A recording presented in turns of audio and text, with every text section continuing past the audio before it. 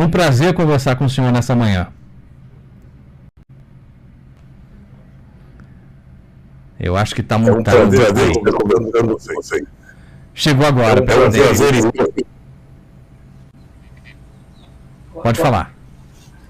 Tem algum problema? Bom dia você, bom dia aos ouvintes da Rádio Mais Brasil News. Bom dia ao povo de Brasília, bom dia ao povo de Manaus. E bom dia ao povo que está te ouvindo nesse programa 45 minutos, que agora virou só 30 minutos, porque estão começando em 15 minutos. Não, presidente, o senhor não me deixa na mão, não. Muito bem, olha, eu acho que falar do presidente Lula dispensa apresentações, né? O presidente Lula ocupou a presidência da República por 2 mandatos, foram 8 anos à frente aqui da cadeira principal no país, deixou o governo com 80% mais, os índices superiores a 80% de aprovação. E, presidente Lula, quem assistiu a toda a sua história, desde a ascensão do sindicalista à presidência da República, e depois viu a série de acusações que foram feitas contra o senhor, que o levaram à prisão. O senhor ficou preso por cerca de 1 ano e 7 meses, condenado principalmente naquela ação do triplex do Guarujá.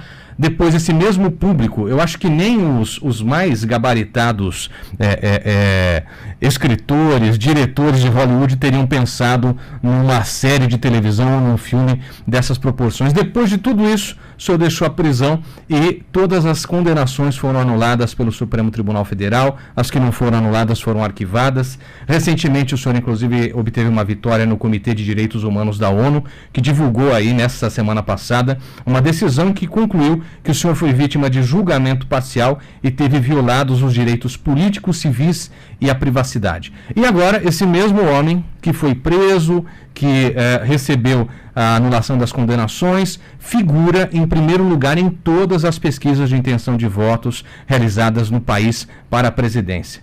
Presidente Lula, a minha pergunta, aliás, as 2 perguntas que eu faço quem era o Lula de antes e quem é o Lula de agora? O que todo esse processo fez com o senhor? Que transformações a gente pode perceber no Lula depois de tudo isso? E mais do que isso, o que responder a quem ainda, depois disso tudo, atrela o seu nome a eventuais escândalos e supostos crimes de corrupção? Eu sempre disse que quem tem fé e quem acredita na verdade vai vencer todas as batalhas. Eu passei por tudo que eu passei, eu continuo sendo o mesmo Lula que quando estava no movimento sindical, apenas um pouco mais maduro, um pouco mais calejado, um pouco mais experiente. E eu tenho a consciência tranquila de que eu disse no começo, dos processos contra mim, que a mentira tinha chegado tão longe que eles eram obrigados a me condenar e aconteceu exatamente o que era previsto. Era um processo de denúncias como se fosse uma verdadeira quadrilha fazendo farsa contra o PT e contra o Lula. Me levaram à cadeia da forma mais precipitada possível, que era tirada de disputa em 2018. Eu fiquei 180 dias preso e na cadeia eu, ao invés de acumular ódio, acumulei mais paciência, acumulei mais compreensão, acumulei mais, sobre o Brasil, porque eu li muito nesses 580 dias, sobretudo sobre a história do Brasil. E eu estou muito tranquilo porque eu fico olhando o Brasil de hoje, eu fico imaginando a saudade que o povo de Manaus, o povo do Amazonas, o povo do Brasil inteiro tem do tempo em que eu governei nesse país.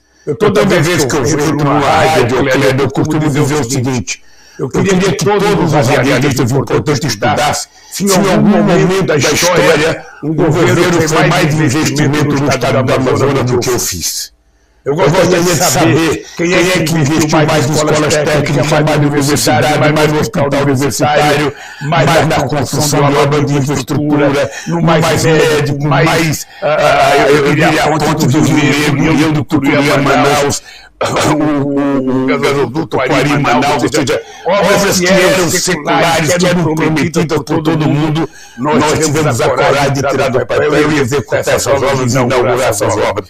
Eu lembro do primeiro programa que eu fui a Manaus, Água para Manaus. Você está lembrado que Manaus era uma cidade sabe que não tinha água para a maioria das pessoas, e nós vamos inaugurar um sistema de água que garanta tranquilidade para o povo de Manaus ter acesso à água. Tudo isso faz com que, de forma generosa, o povo do estado do Amazonas e o povo do Brasil ainda entenda que eu devo ser a pessoa com mais competência para poder recuperar o Brasil. Porque o Brasil tem que ser reconstruído. O Brasil tem que ser reconstruído do ponto de vista social, do ponto de vista político, do ponto de vista econômico. É preciso trazer de volta a alegria para esse país, o prazer de ser brasileiro, o prazer de ter emprego, o prazer de ganhar salário, o prazer de poder consumir aquilo que produz. E isso nós conseguimos fazer, e é aí que nós vamos voltar a fazer nesse país, Clébio. Por isso eu sou Lula, mais experiente, mais otimista, com muito mais credibilidade, e além disso eu estou casado há menos de uma semana. Então um cara que aos 76 anos resolve casar é porque esse cara acredita muito, primeiro, na vida e acredita muito no Brasil.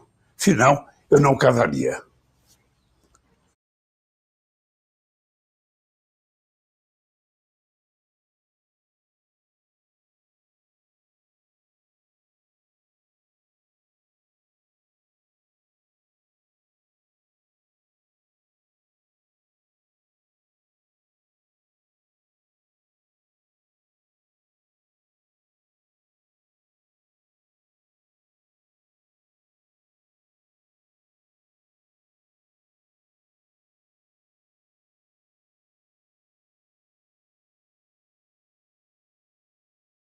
Eu me lembro em poucas entrevistas que foram autorizadas que o senhor concedesse de dentro da prisão lá em Curitiba, o senhor sempre disse que o Moro havia sido parcial. E isso depois foi confirmado pelo Supremo.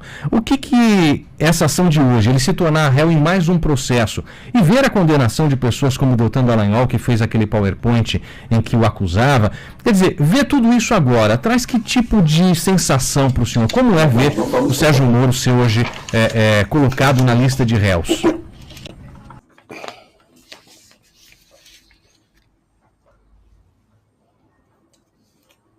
Acho que não, né? Presidente, o senhor me ouve? Eu tenho a impressão de que não está ouvindo, né? Ok, nós vamos refazer a conexão com o presidente Lula aqui, porque é aquela questão, né? A internet nem sempre age ou nos ajuda. Vocês mexeram aí? Tá ok agora? O presidente me ouve? Não escutamos. Não escutamos. Bom, a você que me acompanha de Manaus e também aqui no Distrito Federal, a gente iniciou a conversa aqui com o presidente Lula, candidato ao terceiro mandato, figura que desponta nas pesquisas em primeiro lugar, que já falou um pouquinho aqui comigo sobre o que foi esse período todo em que ele esteve na prisão, essa condenação que depois foi anulada, e a gente vai continuar, a gente está só ajustando aqui algumas questões técnicas para continuar essa conversa com o presidente Lula. Ele já me ouve, não? Não ouve. Bom, como eu disse a você, essa é uma série de entrevistas que estamos fazendo com os candidatos à presidência da República, que começou na sexta-feira com o Pablo Marçal, candidato do PROS. Hoje, segundo dia de conversas com o presidente Lula, candidato à presidência da República pelo PT, e que deve seguir nos próximos dias com as confirmações que são aguardadas de Ciro Gomes, o pré-candidato do PDT, também com o presidente Jair Bolsonaro. E, na verdade, eu quero aproveitar esse momento para dizer que todos os pré-candidatos foram convidados. Inclusive, havia sido feito convite ao João Dória, que ontem desistiu da disputa, se retirou da disputa, e na figura da Simone Tebet, que deve representar, isso ainda a ser confirmado, o Centrão. Obviamente, ela, que já nos deu entrevista em dezembro, voltará a conversar com a gente agora na condição de candidata do Centrão. Minha gente, vamos abortar esse sistema e vamos conversar com o presidente Lula pelo Zoom, algum sistema que nos permita fazer essa conversa sem interrupções, né? Porque o ouvinte, o internauta aqui, precisa ouvir as propostas do presidente, e se o Zoom é a ferramenta mais adequada para isso nesse momento, nós vamos fazer uso dela para evitar esse tipo de desconforto ao internauta e ao ouvinte. Então a gente vai refazer a conexão com o presidente Lula para que ele continue a conversar conosco, e programa ao vivo, minha gente, é isso, né? Acontece ainda mais quando se depende de internet e de sistemas que podem sofrer variação de sinal, como é o caso desse sistema especificamente. Presidente Lula, já me ouve? Ainda não? Pois é, minha gente, então vamos fazer um intervalo, né? Porque o que não tem condição é a gente ficar segurando aqui o presidente sem termos até então essa conexão. A gente faz um rápido intervalo, daqui a pouco eu volto sem interrupções para uma conversa com o presidente Lula, candidato à eleição, à presidência da República, agora nas eleições de outubro. Fique comigo, eu volto em instantes. Até já. De segunda a sexta, das 8h30 às 9h15 da manhã, Clébio Cavagnoli traz entrevistas pontuais sobre os principais assuntos do Brasil. 45 minutos. Aqui às vezes disse que era suspeito que estava atuando de forma parcial, foi mais uma vez declarado réu aqui num processo que pede indenização à imagem da Petrobras. Moro, inclusive, foi dito como parcial pelo próprio Supremo Tribunal Federal. Ao ver esse tipo de coisa, presidente, qual é a sensação? Porque o senhor dizia que a história traria à tona, e a gente tem visto essas condenações, também do Deltan Dallagnol, condenado a indenizá-lo por conta daquele PowerPoint. Quer dizer, o mundo dá voltas. E o que o senhor diria dessas condenações e Moro hoje réu nesse processo em relação à Petrobras? Ô, Clébio, antes de responder, preciso fazer um acordo com você. O nosso programa era 45 minutos, caiu para 30 e agora caiu para 15. Então você vai ficar com a dívida comigo de me convidar para fazer mais 30 minutos de programa. Presidente, nós vamos aqui até a hora que o senhor quiser. O espaço aqui não tem. A gente vai levando até cumprir os 45. E o Cleber, que hoje eu tenho um compromisso com a princesa da Bélgica. Entendi. E eu tenho horário. Entendi. Mas deixa eu te falar uma coisa. Eu só espero que nessa acusação contra o ex-juiz Moro, que ele tenha o direito de defesa e a presunção de inocência que eu não tive com ele. Eu espero que, se ele tiver que ser julgado, que ele tenha o direito de toda a defesa, que possa se defender, sabe, que a imprensa possa ser honesta ao divulgar as coisas contra ou a favor a ele, e não com a parcialidade que transmitiram coisas contra mim. Você sabe que eu sou um democrata, mas é difícil você suportar 9 horas de matérias contra mim, como eu suportei 9 meses do Jornal Nacional. É muito difícil você sobreviver com 59 capas de revistas te chamando de ladrão.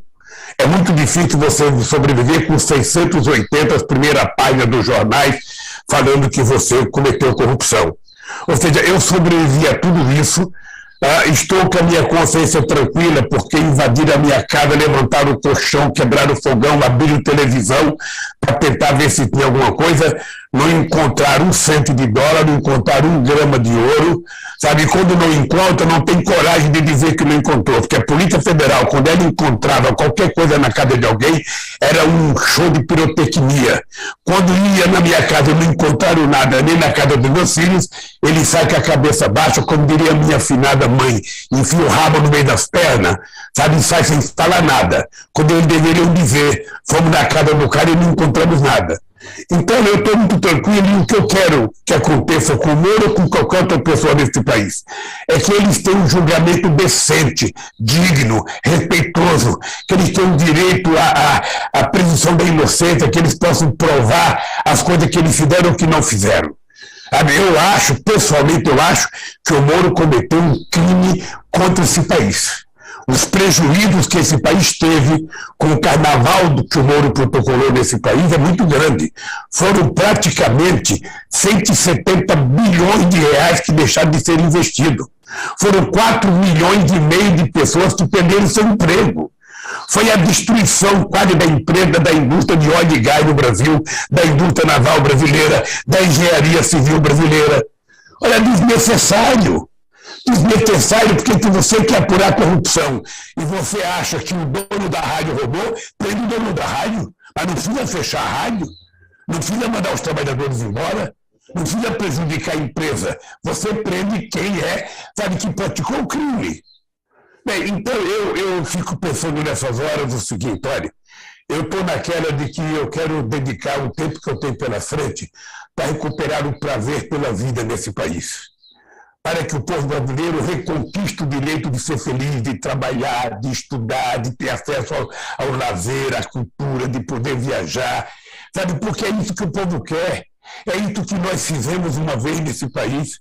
Quando eu prorroguei a Zona Franca por 10 anos e depois a Dilma prorrogou por mais 50, é porque a gente entende a necessidade de um centro gerador de emprego e de desenvolvimento para o Estado, como as Zonas Francas, que não pode ser prejudicada por interesse dos estados que têm mais vantagem de infraestrutura, mais vantagem de aglomeração de pessoas, de mão de obra qualificada. Então, aquilo que a gente faz para garantir a existência da Zona Franca de Manaus é uma necessidade do Estado, é uma necessidade da gente permitir que os estados sejam mais ou menos equânimes, tenham as mesmas oportunidades. Não é fazer favor para o Estado, é, na verdade, equilibrar economicamente os entes federados, e eu acho que, por isso, é um crime você tentar criar qualquer problema para a existência da Zona Franca de Manaus. Eu lembro que no meu tempo de governo nós chegamos a ter 126 mil trabalhadores aí na Zona Franca de Manaus. E é muito importante a Zona Franca para a economia do Estado, para a economia de Manaus e, sobretudo, sabe, é com emprego, é com salário que as pessoas cuidam da sua família. E se não tiver a Zona Franca de Manaus, a pergunta que eu faço é: onde essas pessoas vão trabalhar? Vão virar garimpeiro? Essas pessoas vão ficar desmatando a Amazônia? Não. Sabe, essas pessoas precisam ter emprego, precisam se qualificar. É por isso que nós dobramos o número de alunos na universidade. Você não sabe a alegria que eu tive quando eu fui a Quari, e lá eu descubro que nós tínhamos feito, sabe, uma extensão universitária e tinha alguns professores da USP em São Paulo dando aula lá. E eu voltei para São Paulo pensando, puxa vida, é um milagre a gente ter um professor da USP dando aula em Quari. Não era em Manaus, era em Quari. Então, essas coisas é que vale a pena a gente, sabe, fazer. E eu quero voltar para fazer isso porque o Brasil merece. Merece voltar a crescer, gerar emprego e oportunidade para as pessoas. Perfeito. Presidente, deixa eu aproveitar o pouco tempo que me restou aqui com o senhor para tentar abordar alguns temas importantes aqui. Nós citamos a Petrobras aqui e ela, de novo, está no olho do furacão. Tem sido colocada como inimiga dos brasileiros em razão da política de preços do combustível. E se fala até na privatização. Hoje, inclusive, a gente acordou, o Brasil inteiro acordou com a troca no presidente da Petrobras, menos de um mês da última colocação do último presidente. O senhor tem se manifestado contra a privatização. O que fazer, afinal de contas, para resolver esse problema que ninguém aguenta mais de pagar quase R$10 em alguns lugares, mais do que isso, no preço do combustível? Ainda ontem, Kleber, eu vi um debate no canal de televisão em que tinha um cidadão defendendo a privatização com o argumento de que a privatização iria permitir que outras empresas viessem explorar petróleo aqui no Brasil e que, portanto, o petróleo iria ficar mais barato, a gasolina mais barata. Vamos ver o que aconteceu. Eles diziam que a gasolina ia ficar mais barata e, por essa razão, privatizaram a BR. Então, nós tínhamos uma grande empresa distribuidora de petróleo, que era a BR. Como essa empresa foi esquartejada, foi privatizada. Hoje nós temos mais de 392 empresas importando gasolina dos Estados Unidos sem pagar imposto para os Estados Unidos e cobrando a preço de dólar aqui no Brasil. Não adianta o Bolsonaro trocar presidente, ele tem que trocar de postura. Ele precisa ter coragem de assumir a presidência desse país de verdade. Precisa parar de acreditar que a fake news que ele faz todo dia, toda semana de manhã, vai sustentá-lo por muito tempo.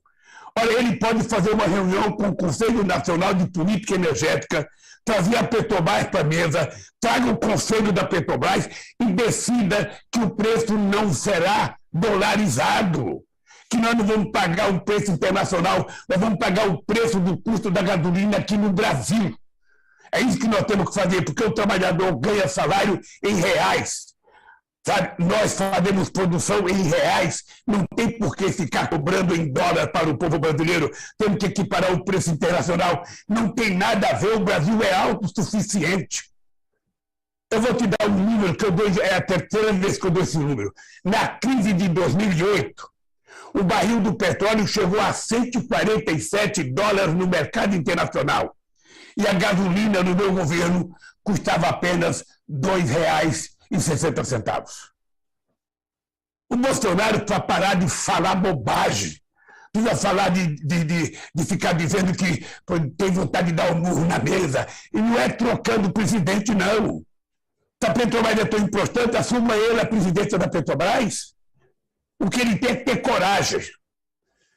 Porque, na verdade, o que ele tem é o rabo preso. É o rabo preso aos preços, sabe, internacionais. É por isso que ele não tem coragem de mudar. A Petrobras teve um lucro de 106 bilhões de dólares e esse lucro, ao invés de ser revestido, grande parte dele, em novas tecnologias, em novos investimentos, em mais refinarias, o que eles fizeram? Estão repartindo dividendos. Estão pagando os acionistas. Ou seja, para o povo brasileiro, o preço da gasolina a 8, o diesel a 7, o gás a 150, a 140, a 130, sabe? E para os acionistas estrangeiros, lucro. Não é possível. É irresponsabilidade. Aliás, Kleber, é importante você lembrar que 50% da inflação que o Brasil tem hoje são dos preços controlados pelo governo. Gasolina, diesel, gás, energia. Ou seja, é um governo totalmente irresponsável. Não tem nenhuma preocupação com o povo brasileiro. Não tem nenhuma preocupação. O que ele pensa é em brigar com todo mundo. Brigar com a Câmara, brigar com o Senado, brigar com a Suprema Corte, brigar com os governadores, brigar com o prefeito. Ou seja, esse cidadão não percebe que governar esse país é uma coisa mais séria. É uma coisa que exige mais responsabilidade. É uma coisa que existe, sabe, relações humanas, civilidade. Ele não percebe isso.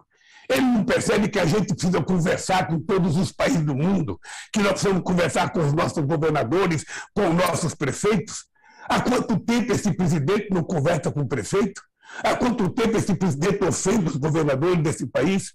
Há quanto tempo esse presidente ofende a justiça brasileira? Em nome do quê? Em nome das mentiras que ele cria e acredita. Então o Brasil não pode mais esperar. Por isso, Kleber, eu estou convencido que no mês de outubro o povo brasileiro dará um fim nisso. O povo brasileiro vai restabelecer a democracia, porque nós precisamos de alguém que acredite mais na educação do que em arma, alguém que acredite mais em livros do que em pistola, alguém que acredite mais em amor do que no ódio, alguém que acredite mais na verdade do que na mentira. É bem isso que nós precisamos. O país já foi assim. O país já foi feliz, o país já acreditou, o país andava sorrindo, as pessoas não tinham medo. Hoje as pessoas têm medo porque o presidente se comporta como, sabe, se fosse chefe, sabe, de um bando de milicianos, e não chefe de uma nação que já foi a 6ª economia do mundo no nosso governo e que hoje é a 13ª economia. Presidente, deixa eu aproveitar e falar vamos ter que vender Petrobras, vender BR, vender gasoduto, vender Eletrobras. Se vender Eletrobras, acabou o programa como o programa Luz para Todos. Presidente, deixa eu aproveitar. Você sabe, Kleber, o esforço que nós fizemos foram 20 bilhões de reais investidos para que a gente levasse para o Brasil o programa Luz para Todos, atendendo 16 milhões de pessoas. Você sabe o custo de um poste? A gente começou com poste de cimento, depois a gente foi para poste de madeira, sabe? Depois a gente foi para outro tipo de poste, porque era menos pesado para levar energia nos Cofundó do Juda, no lugar mais longínquo do estado do Amazonas. Presidente, deixa eu aproveitar que a gente está falando de economia. 50 portos nas cidades do Amazonas, é porque a gente queria que as pessoas tivessem o direito de ir e vir. Presidente. Quando a gente resolveu reformar o aeroporto e fazer novos aeroportos, era porque era necessário dar ao estado do Amazonas o direito de locomoção, o direito das pessoas viajarem, de facilitar a vida das pessoas. O que o Bolsonaro fez até hoje?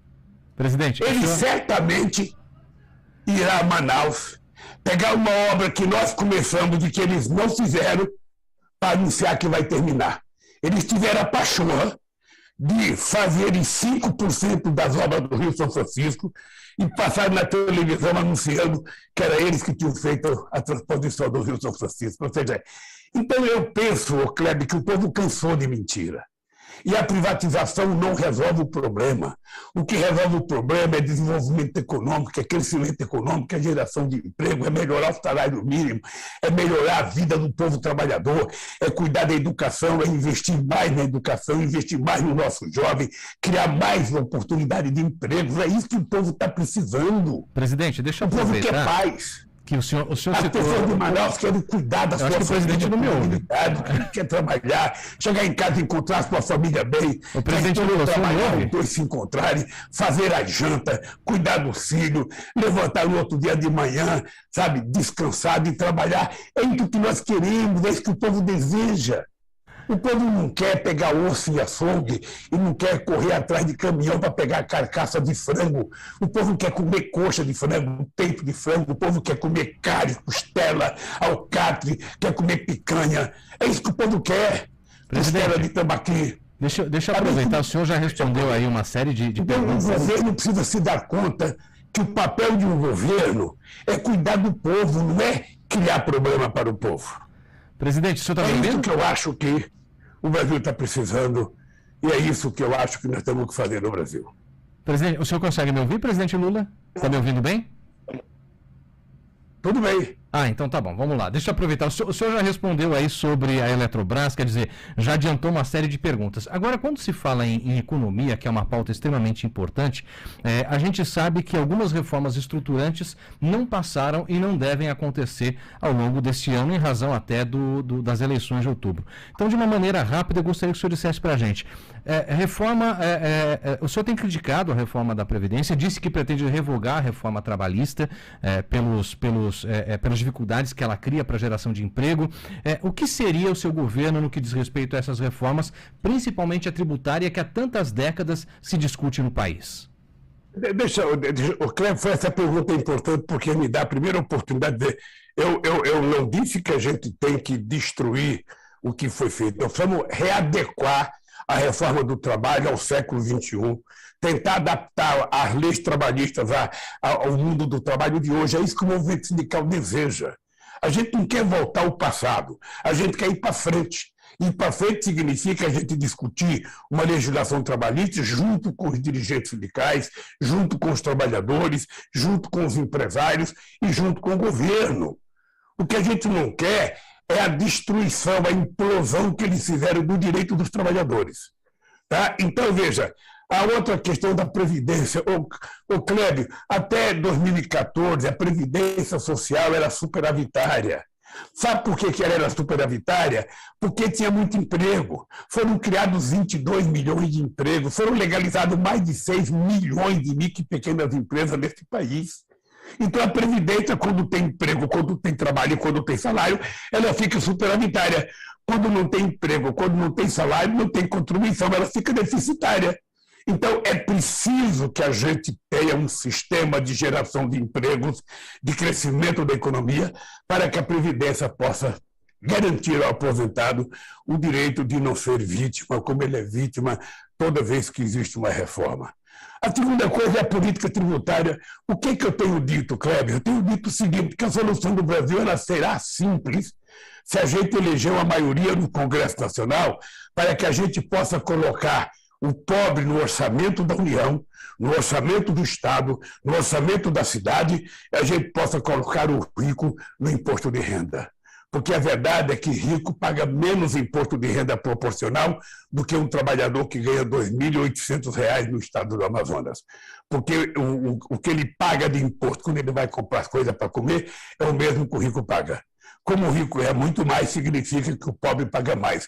O que nós queremos é fazer com que, sabe, o pobre pague menos imposto e que o rico pague mais imposto. O que a gente quer é que o pobre entre no orçamento da União.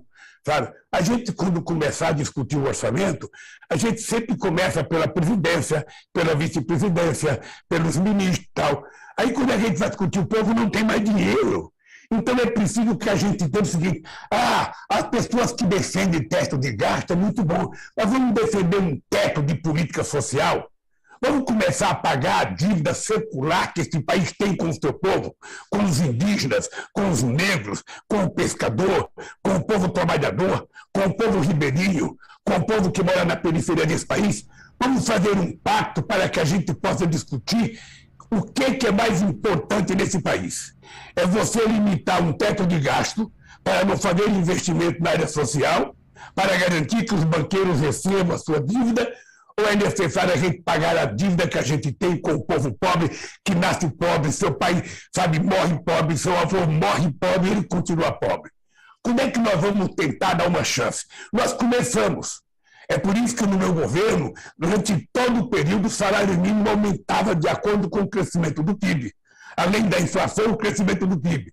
É por isso que nós aumentamos o salário mínimo em 74%. Presidente, faz quanto tempo aproveitar. Se aumenta o salário mínimo? O senhor citou mal o teto de gastos. se repõe a inflação. Então, nós, efetivamente, queremos fazer as reformas que possam beneficiar o conjunto da sociedade. Eu, quando era presidente, em 2004, 2005, nós montamos um grupo que envolvia sindicalistas, empresários e governo para discutir a reforma trabalhista. Os empresários não querem reforma, eles querem destruir o que os trabalhadores têm. E aí não é possível aceitar. Deixa eu só fazer Nós achamos que tem coisa exagerada, achamos, tem. Então vamos fazer uma coisa justa. Uma coisa justa será feita numa mesa de negociação entre os empresários, entre o governo, entre os trabalhadores, e se for necessário vamos trazer as nossas universidades para participar, porque inclusive nós precisamos começar a discutir que tipo de novos empregos nós vamos gerar neste país e nesse mundo, sabe, num momento em que a indústria mais importante é a indústria de dados. Presidente, deixa eu aproveitar então, que o senhor citou o teto de gastos. Como é que nós vamos gerar emprego para as pessoas que terminaram a universidade ou terminaram um curso técnico e querem trabalhar? Ou para aqueles que não estão nem trabalhando e nem estudando? Só é possível se a economia voltar a crescer. Só é possível. Não tem outro milagre. Não adianta fazer proposta, criar o primeiro emprego emergencial, isso não resolve. O empresário só vai dar emprego para o trabalhador quando a economia estiver crescendo, quando ele estiver vendendo. Quando ele estiver vendendo, ele vai gerar emprego. E ele vai comprar da fábrica. A fábrica vai gerar emprego. E vai contratar mais gente. Mais gente é mais salário. Mais salário é mais consumo. Mais consumo é mais emprego. E aí a economia volta ao normal, volta a funcionar e todo mundo volta a ser feliz nesse país. Presidente, o senhor citou o teto de gastos e tem falado realmente em retirá-lo. É uma proposta de fato? O senhor pretende, se ganhar as eleições e assumir a presidência, acabar com o teto de gastos? Eu acho que um governo sério não precisa de teto de gasto. Eu tenho 76 anos de idade, eu nunca ouvi falar isso. Isso só foi falado depois do gasto, depois do golpe. Por que aprovaram o teto de gasto? Porque os banqueiros são gananciosos. Eles exigiram que o governo garantisse o que eles têm direito de receber. E tentaram criar problema para investimento na saúde, na educação, em ciência e tecnologia, na educação. É isso que aconteceu, Clébio. É simples. Ou seja, o teto de gasto foi uma forma que a elite econômica brasileira e que a elite política, sabe, fez para evitar que o pobre tivesse aumento nos benefícios, nas políticas sociais, na educação, na saúde, para garantir que os banqueiros não deixem de receber as coisas que o governo deve para ele. É isso. Perfeito. E eu quero te dizer, no nosso governo haverá responsabilidade social, não teto de gasto, haverá responsabilidade. Eu já fui presidente 8 anos, nunca precisei de teto de gasto para ser responsável. E no meu tempo de governo, Kleber, é importante você anotar, o Brasil foi o único país do G20 que fez superávit primário durante todos os anos de governo do PT. Uma demonstração de que, para ser sério, a gente não tem que fazer uma lei. Para ser sério, é uma questão de caráter. É uma questão de compromisso com o povo brasileiro. É uma questão de compromisso com o Brasil. E é isso que eu tenho de sobra. Presidente, deixa eu falar um pouquinho sobre essa corrida eleitoral no pouco tempo que nós temos ainda, porque, naturalmente, a escolha do seu vice foi algo que envolveu muita polêmica e, claro, de um lado muito apoio, de outro lado, evidentemente, críticas. A escolha do Geraldo Alckmin chamou atenção, foi extremamente interessante, por duas razões. Primeiro, porque é alguém que, de certa forma, e na visão de muita gente, leva um pouco o governo, tira um pouco tanto da esquerda, né? Tiraria e levaria um pouco mais para uma visão de centro. E é a pergunta que eu faço ao senhor, até com as brincadeiras que vocês têm feito em relação à gastronomia de Lula com chuchu, pode dar bom? A pergunta é, de fato é isso? O governo passa uma visão um pouco mais central? E de que modo o senhor acha que Geraldo Alckmin, como vice, foi governador por 4 vezes de São Paulo, ninguém atinge esse status à toa. De que maneira o senhor acha que ele pode ajudá-lo num dos maiores colégios eleitorais do país? Olha, não é ajudar só em São Paulo, o Alckmin vai ajudar a governar o país. Ou seja, você imagina, você juntar a experiência de um presidente da República bem-sucedido e você juntar a experiência de uma pessoa que governou durante quase 20 anos o estado mais rico da federação, é uma coisa que pode produzir benefícios extraordinários para o Brasil. E quando eu trouxe o Alckmin para fazer uma fotografia para efetivamente a classe média, o centro brasileiro, as pessoas que às vezes têm medo do Lula com relação às mentiras que contam o Lula, as pessoas que por conveniência esqueceram que foram beneficiadas no meu governo. Então o Alckmin ele será um parceiro, sabe, de verdade. Ele vai ter um tratamento que devo cumprir o Zé Alencar. Não é um vice inferior, não, é um vice igual para trabalhar igual, para participar das reuniões, para ajudar a decidir, sabe? É assim que eu quero que o Alckmin trabalhe. Eu quero que ele viaje o Brasil para conversar com trabalhadores, para conversar com empresários, para conversar com intelectuais. Ele não será um vice de segunda classe, ele será um vice de primeira categoria. Sabe? Assim é que eu quero, e assim eu estou procurando outras pessoas. Sabe por quê, Clébio? Porque eu acho que é mais fácil ganhar as eleições do que recuperar o Brasil. O Brasil está destruído. É como se tivesse passado uma praga de gafanhoto numa lavoura de milho. Ou seja, esse presidente ele destruiu a relação com a Suprema Corte e com o Poder Judiciário, ele destruiu a relação com a Câmara, criou o seu orçamento secreto, que é o lado podre da política do Congresso Nacional, que ninguém quer falar aonde vai o dinheiro do orçamento secreto. Ou seja, ele briga com os governadores, ele briga com os prefeitos. Ou seja, na verdade, o que nós precisamos é recuperar esse país, reconstruí-lo, fazer as instituições voltarem à normalidade. O executivo executa, o legislativo legisla e o judiciário cumpre aquilo que está na lei. É isso, e o povo quer trabalhar e viver em paz. É isso que nós vamos fazer com que o Brasil volte. Por isso eu quero que você saiba uma coisa. Eu fui presidente da República, eu tive relação com todos os governadores. Em Brasília, por exemplo, eu tinha boa relação com o Roriz, eu tinha boa relação com o Arruda. Pergunte para ele se algum governo colocou mais dinheiro para obra no estado do que eu não coloquei em Brasília. Pergunte no estado do Amazonas se algum presidente fez mais investimento em infraestrutura do que foi feito no meu governo. Eu nunca me preocupei se Arthur Vigília era de oposição, se o Maravilha era de oposição, se o Eduardo Baga era de oposição, se o Amazonino era de oposição.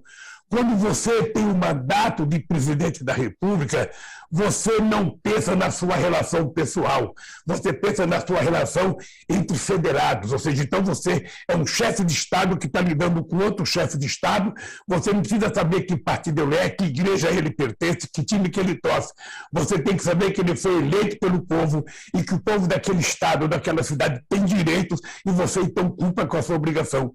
Foi assim que eu fiz, tratando os prefeitos com muita decência, porque nenhum país será rico se a cidade for pobre.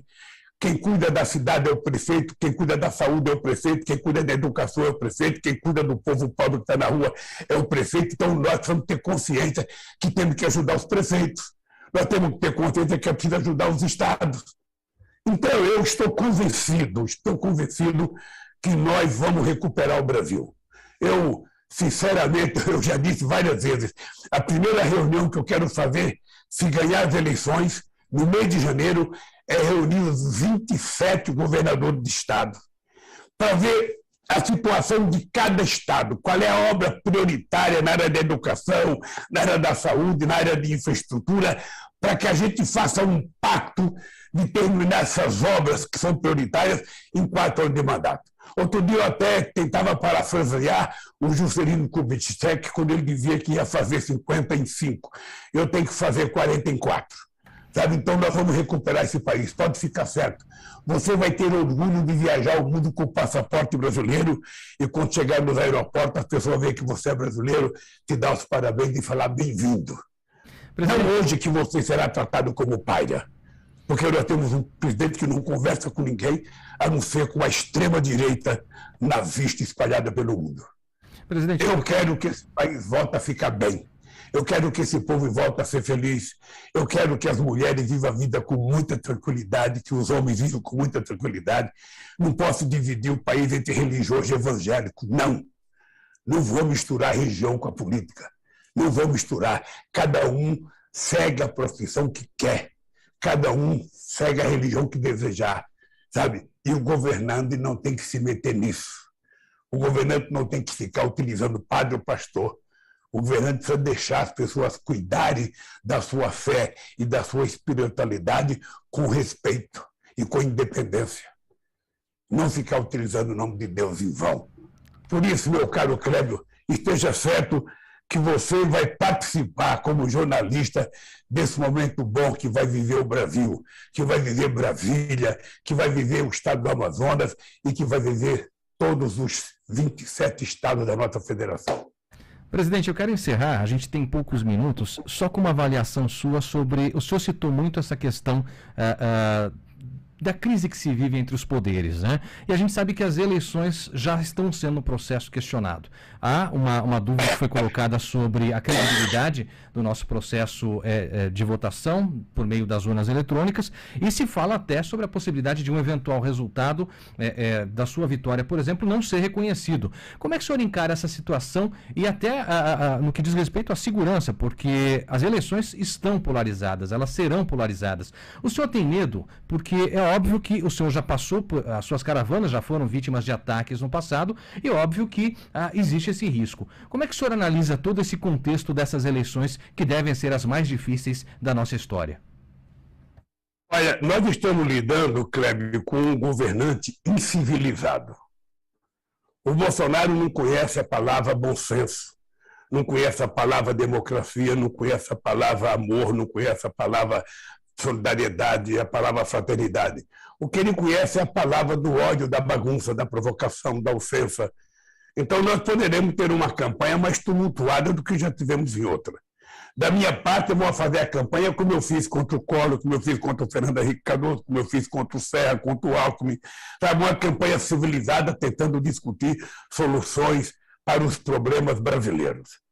Eu estou convencido que nós vamos ter que fazer com que o povo compreenda a diferença de Brasil que está em jogo, o Brasil do Bolsonaro e o Brasil nosso, qual é a diferença no comportamento democrático, quais foram os avanços que nós tivemos e quais foram os retrocessos que nós tivemos. E esse vai ser um debate muito importante, muito importante. A eleição, sabe, querer desacreditar na urna eletrônica é a demonstração mais grosseira que eu já vi, mais ignorante que eu já vi de um ser político. Eu vou dar um exemplo. Se a urna eletrônica pudesse ser, sabe, violentada, como ele fala, o Lula não teria sido eleito presidente da República 2 vezes, nem a Dilma. O Lula não teria sido o segundo partido desde 89. 89 o segundo, 94 o segundo, 98 o segundo, 2002 o primeiro, 2006 o primeiro, 2010 o primeiro, 2014 o primeiro, 2018 o segundo. Olha, se a urna pudesse roubar, quem tinha ganhado todas as eleições era a turma do Bolsonaro. Olha, como é que ele acaba de ganhar uma eleição pelo processo eleitoral, foi eleito 8 vezes, ou melhor, foi eleito 7 vezes deputado federal pela urna eletrônica, como é que ele vem colocar sob suspeição a urna eletrônica depois de eleito? Na verdade, o que ele quer é seguir os passos do Trump. Ele é um baderneiro. Ele é aquele moleque que na sala de aula não escuta os professores, não ouve o que os professores ensinam, não aceita a boa educação que a sua mãe e seu pai lhe dão, porque ele quer ser rebelde. Então ele quer ser o tenente que foi expulso da presidência da República, que foi expulso do Exército Brasileiro na presidência da República. Ele não pode manipular as instituições, ele não pode manipular as Forças Armadas.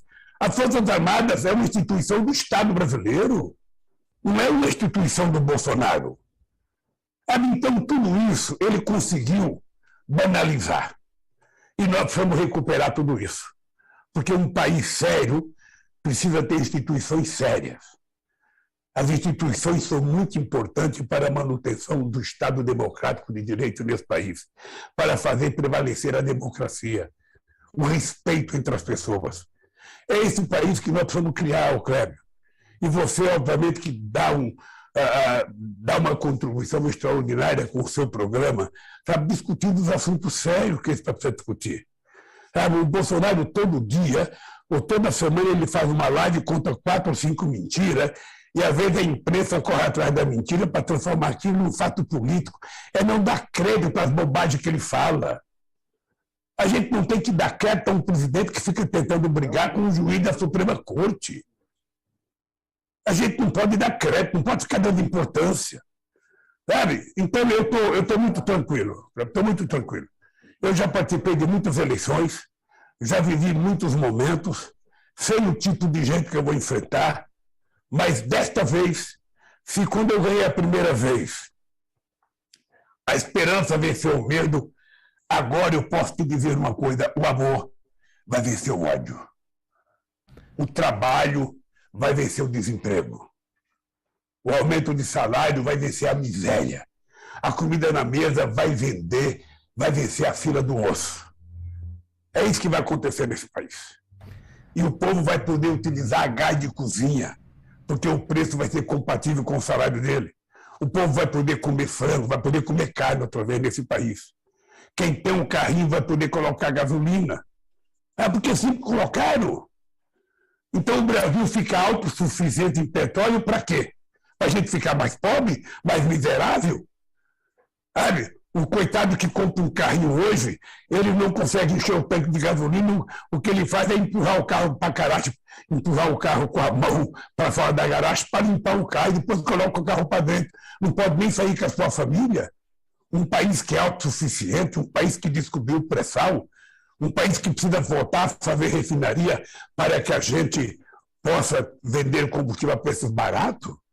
Então, meu caro Clébio, pode ficar certo que você é muito jovem, você vai viver muito tempo para ver esse país voltar a ser um país feliz, a ser um país de todos e não um país de milicianos.